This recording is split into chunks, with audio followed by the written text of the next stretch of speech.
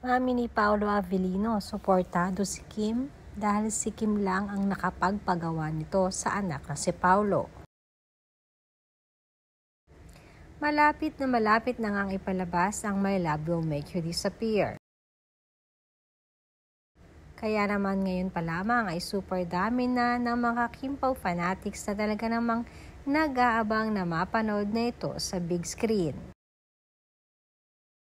Teaser pa lang kasi ay halatang kikiligin ka na. Finally ay may poster at trailer na nga. Yan ang banggit ni Paolo na excited noong nakaraang linggo.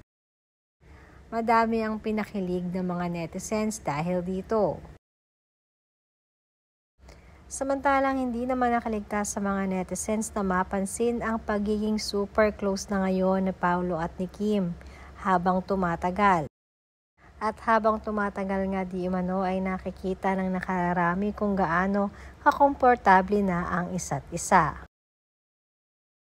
Maging ang mami ni Paolo na si Mami Jeneline ay excited na rin para kay Paolo.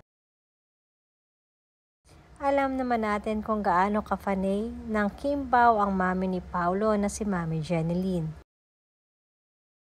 Pero ang isa di umano sa talaga namang nakapagpasaya sa kanya ng gusto at ayon na rin sa kanya ay suportado niya si Kim pagdating dito. Kamakailan kasi nag-trending ang ginawang pagpapasayaw ni Kim kay Paolo sa isang concert ng grupong BINI. Makikita kasi kung gaano tinuturuan ni Kim si Paolo Avellino ng pagsasayaw. Alam naman natin na napaka-nonchalant nga nitong si Paolo kaya naman hindi di umano maisip ng mami ni Pao na si Kim lang pala ang makapagpapagawa nitong pagsasayaw ni Paolo sa isang concert.